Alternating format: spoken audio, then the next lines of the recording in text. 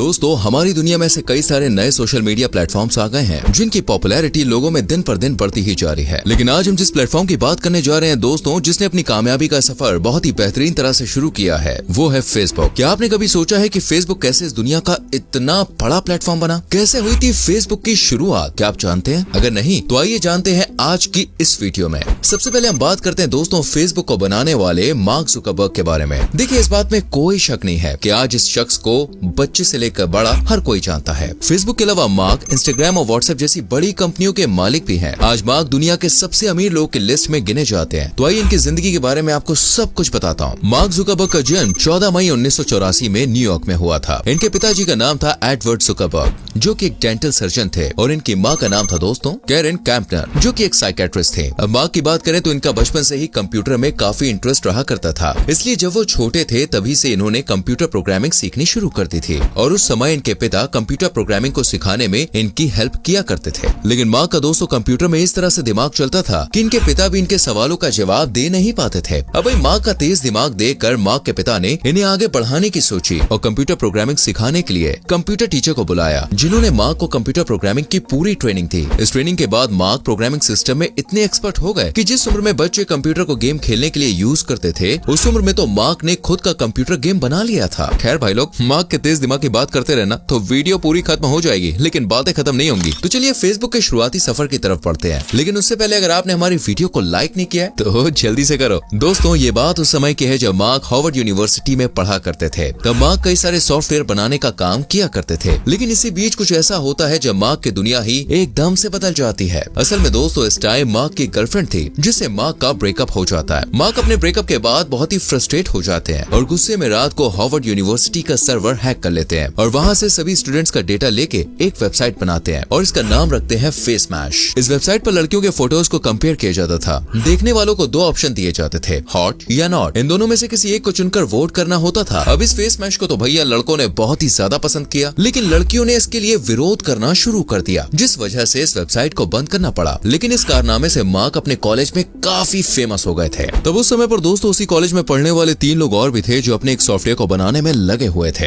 इनमें से एक थे भाई विंकल ब्रदर्स और दूसरे दिव्या नरेंद्र थे। ये अपने सॉफ्टवेयर के प्लान को लेके मार्क के पास जाते हैं और उनसे कहते हैं कि भाई तुमने तो रातों रात अपनी एक वेबसाइट से कमाल ही कर दिया। देखो, हम चाहते हैं कि तुम हमारे साथ सॉफ्टवेयर को बनाने में हमारी मदद करो, यानी कि तुम हमारे पार्टनर बन जाओ। लेकिन तब मार्क ने कहा कि मुझे तुम्हारे इस आइडिया में देखो कुछ कमी लगती है, इसलिए इस पर मुझे थोड़ा काम करना होगा। इस आइडिया में मॉडिफिकेशन करने के बाद तब मार्क ने एक वेबसाइट बनाई जिसका नाम रखा दी फेसबुक। दी फेसबुक वेबसाइट को बना तो लिया था, पर उसमें दोस्तों इन्वेस्ट करने के लिए मार्क के पास पैसे नहीं थे, जिसकी वजह से मार्क अपने दोस्त एडवर्डो से अपनी वेबसाइट के फंड के लिए बात करते हैं। अब जो एडवर्डो था वो मार्क की इंटेलिजेंसी की वजह से काफी उसे पसंद भी करता था, इसलिए उसने $18,000 मार्क की कंपनी में इन्वेस्ट कर डाले। मार्क ने इस फंड का इस्तेमाल करके अपनी कंपनी के ऊपर काम करना स्टार्ट कर दिया। दोस्तों मार्क ने अपनी एक छोटी सी टीम बनाई और इन्हीं पैसों से कुछ लोगों को पार्टनरशिप मॉडल पर भी रखा, तो वहीं कुछ लोगों को कमीशन पर रखा। धीरे धीरे इनकी दी facebook.com चलने लगी। लेकिन दोस्तों मार्क को अभी भी कुछ कमी सी लग रही थी, इसलिए मार्क इस कमी को पूरा करने के लिए बड़ी मेहनत करते थे। मार्क अपनी फील्ड के जीनियस बंदे से मिलते हैं जिनका नाम शॉन पार्कर था। जब मार्क ने उन्हें अपने बिजनेस के बारे में बताया तो शॉन का कहना था कि भाई आप दी facebook.com से दी हटा दो। शॉन के आइडिया से मार्क को बड़ी खुशी हुई और उसने फौरन ही आइडिया अपना लिया। अब एडवर्डो, शॉन और मार्क तीनों ने मिलकर facebook.com पर एक साथ काम करना शुरू कर दिया। इसी बीच दोस्तों मार्क ने अपने कॉलेज को छोड़ने का फैसला किया और भैया जुट गए अपने सपने को तरक्की के सफर पर ले जाने के लिए। मार्क अपनी वेबसाइट को लेकर काफी ज्यादा सीरियस थे और वो अब कुछ छोटा मोटा नहीं करना चाहते थे। उन्होंने ठान लिया था कि भाई अब तो जो होगा ना वो बड़ा ही होगा। इसलिए मार्क ने अपनी टीम से कहा कि मुझे ये वेबसाइट बिल्कुल परफेक्ट चाहिए, यानी कि इसमें किसी भी तरह के कोई एड्स नहीं होने चाहिए। पहले इसमें लोगों को जुड़ने दो। उस समय पर कई सारी कंपनीज फेसबुक के लिए पैसे देने के लिए तैयार थी कि भैया फेसबुक में एड्स चालू करो, इसमें लाखों लोगों का डेटा जुड़ चुका है। लेकिन मार्क को अब कुछ भी जल्दी नहीं करना था, इसलिए उन्होंने सभी एड्स के लिए साफ मना कर दिया कि बॉस मैं नहीं करूंगा। मार्क अगर चाहते तो उस समय पर फेसबुक से लाखों करोड़ों रुपए छाप सकते थे,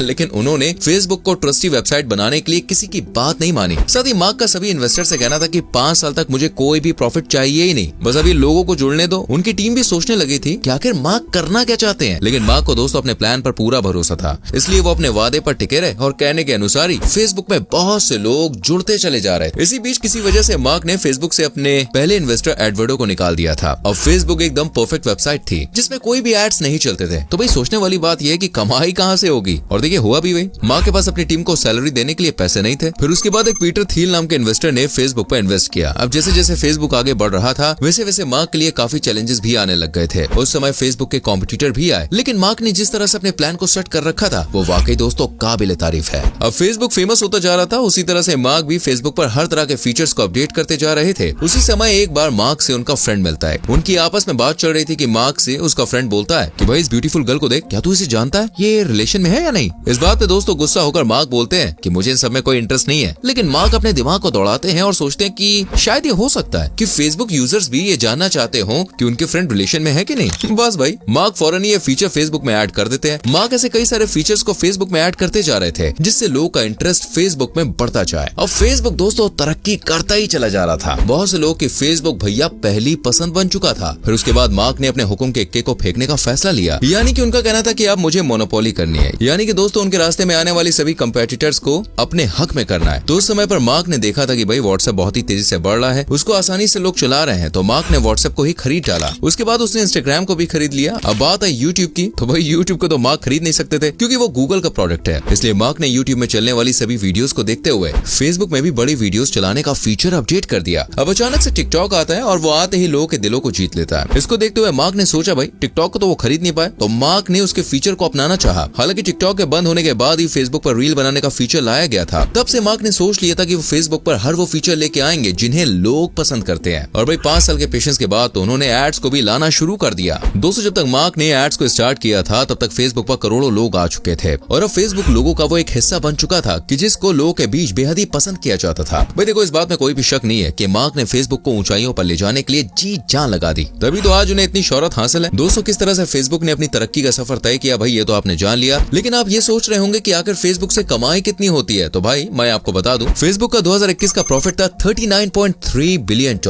और आज के रेट के हिसाब से देखा जाए तो फेसबुक हर मिनट में लगभग 60 लाख रुपए का प्रॉफिट कमाता है। तो दोस्तों ये थी फेसबुक की शुरू से लेकर अब तक की पूरी कहानी। अब आप ही बताइए आपको ये वीडियो कैसी लगी और फेसबुक को आप कितना पसंद करते हैं, कमेंट में जरूर बताना। वीडियो को लाइक और शेयर भी करिए। आने वाली वीडियोस को देखने के लिए हमारे पेज को फॉलो करना ना भूलें।